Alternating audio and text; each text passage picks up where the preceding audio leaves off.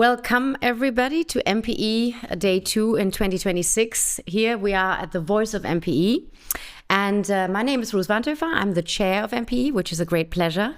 Conference been going amazingly. And today I'm here with Mathieu Altwegg, who's heading up products and solutions for Visa in Europe. And my big question to Mathieu is really what happens to commerce and payments when things become programmable? So you used the phrase programmable commerce in your keynote. Can you explain a little bit what this means in simple terms, please? Of course. Ruth, first, it's good to be back at MPE, and thanks for having us. It's always a pleasure and such a great event. When we talk and think about programmable commerce, we think that payments are going to move from static moment to being able to be described as intent and react and be executed by system against these instructions. So that's how we're thinking about it, at a high level. And we already see this happening across the ecosystem, and we see that shift happening. And we can talk a bit more, but that's the foundations of what programmable payments and programmable commerce is today. We're moving from static to intent, and systems can then execute on your behalf. Perfect. So why is this shift happening now? Has something changed in the couple of years, months? What were the accelerators to suddenly move this around? Yeah, for sure. I think it's hard to have a discussion without talking about Gen AI and the role it's playing.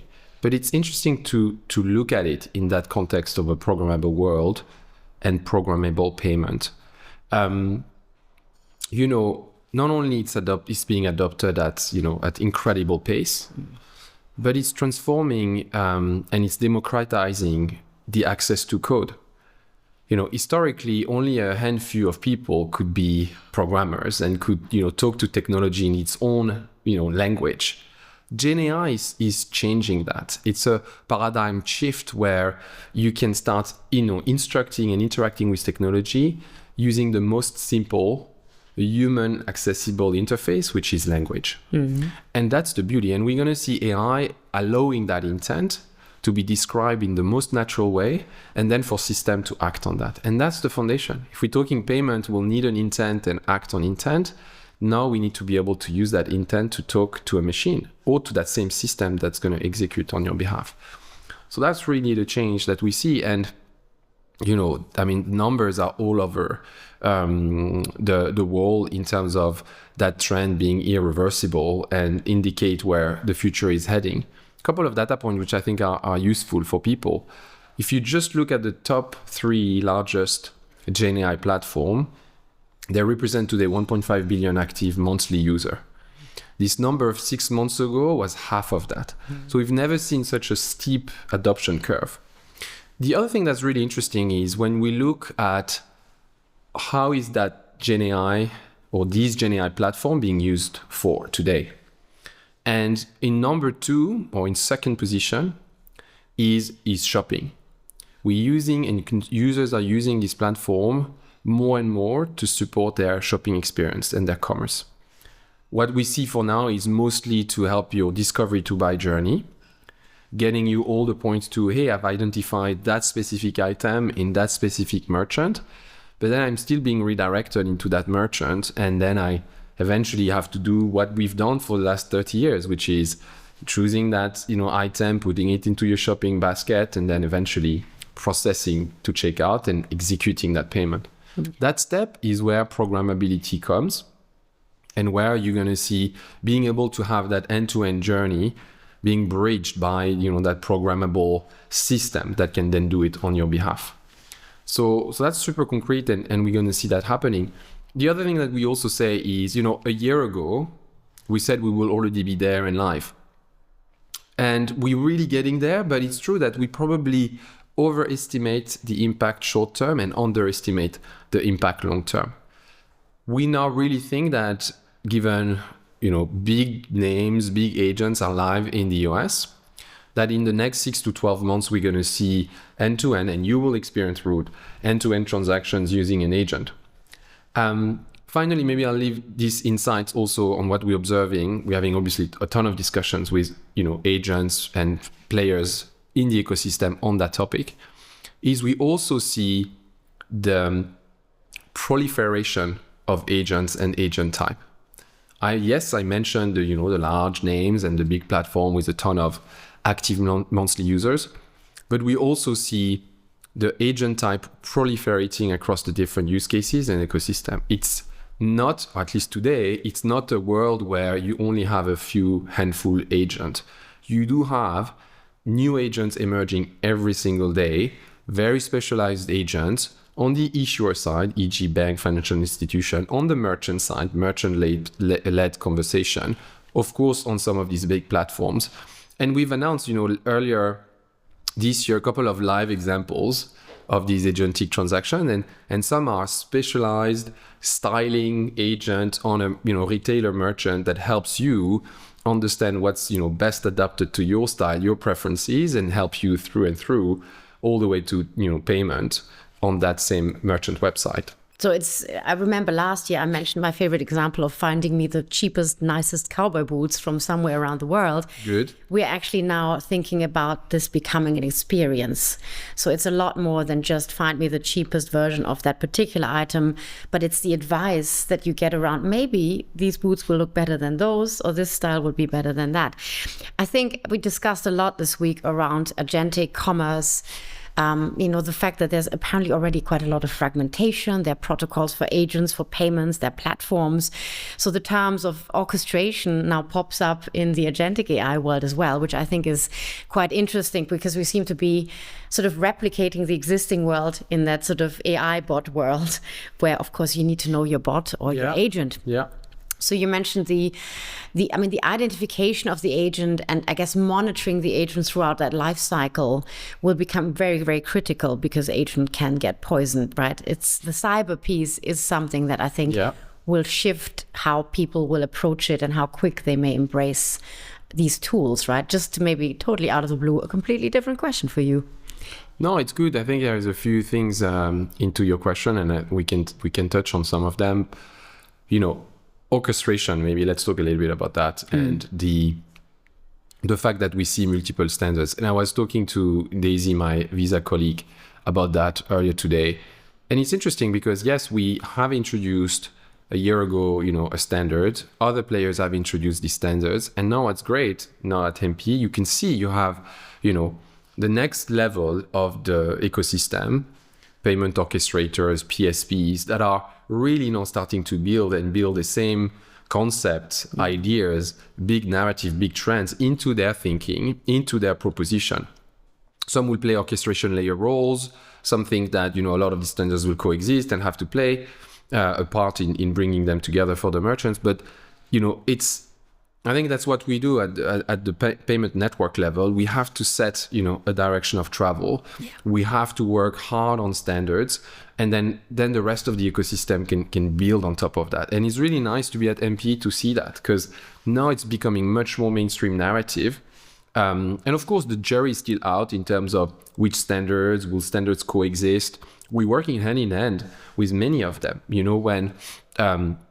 When Google came up with a UCP, we worked with them on that. We think it's a very interesting end-to-end, journey. There is, plenty of role for the Visa Intelligent Commerce and our Trusted Agent Protocol to be part of the UCP. So, standards also operate at different levels, and there is lots of value when they come together. Yeah. A lot of merchants have heard a lot this week about all these different trends, the actual use cases, the percentages of already agents shopping for you or being part of the shopping experience. It hasn't fully come maybe to the European market yet, but it is on its way. If you're a merchant and listening to all of those changes, where should they really start to explore? Because we have some merchants that would just reject the bots outright for now, as a security measure. Other merchants may not know it's a bot engaging with their systems, and that is a problem because also you need to know who is on your network. And ultimately, another element of this for merchant that's really important is to understand that there may be less and less data about your client as these AI platforms come into play. And I think given it's nascent, I think those things will change because we also have AI rules and payment rules and identity rules. They're all converging now in Europe. So I think there's a whole backdrop of regulatory change still in the making. plus the technologies that's been explored, the standards defined at different levels. If you're a merchant, where do you even start to make sure that you're not having more risk in your system without being aware of it, but also prepare at the right levels, at the right themes? Yeah. Plenty to talk through on this one. I think it's exciting for the merchant community, but to your point, there are a few things that they need to do and they need to address. The first one is you need to think about which secure technologies are in place and are part of what's going to power these agentic-based transactions. And you have to lean into these secure technologies to be ready for that.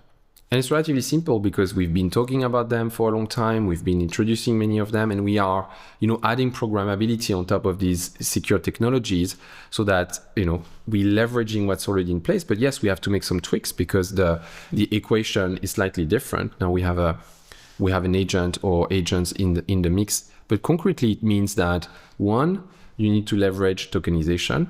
And that's next generation of tokenization, which is agentic token. So being ready for that, capable of understanding them, processing them, working down the value chain with your acquire PSPs to be able to support that. And so here it's making sure that, whichever, pipes you are using to connect yourself to the network, make sure that they are agentic ready. So that's number one.